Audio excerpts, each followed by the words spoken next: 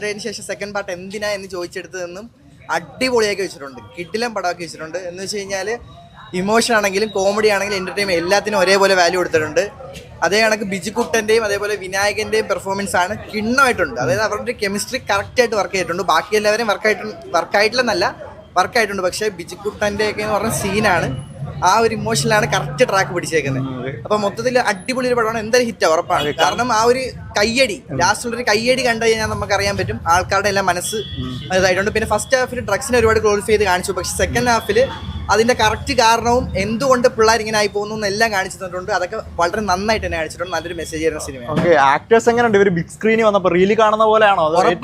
മലയാളി അല്ല, ഉറപ്പായിട്ടും ഏറ്റെടുക്കും. കാരണം എന്ന് വെച്ച് കഴിഞ്ഞാൽ നന്നായിട്ട് തന്നെ ചെയ്തിട്ടുണ്ട്. റീൽസിൽ കാണുന്ന കണക്ക് തന്നെയാണ്, ഒരേ കണക്കുള്ള ക്യാരക്ടർ ആണെങ്കിലും അടിപൊളിയായിട്ട് ചെയ്തിട്ടുണ്ട്. നമുക്ക് ഒട്ടും വെറുപ്പിക്കൽ തോന്നി. ഒരു സെൻസേഷൻ കേരളത്തിൽ ഉണ്ടാക്കാനുള്ള ഇതോളം ഉണ്ട് ഉറപ്പായിട്ടും. കാരണം എന്ന് വെച്ച് കഴിഞ്ഞാൽ ഒരുപാട് നല്ല മെസ്സേജസ് പാസ് ചെയ്യുന്ന ഒരു പടമാണ്. അപ്പോൾ ഉറപ്പായിട്ടും അത് ഫാമിലി ആയിട്ട് എടുക്കും.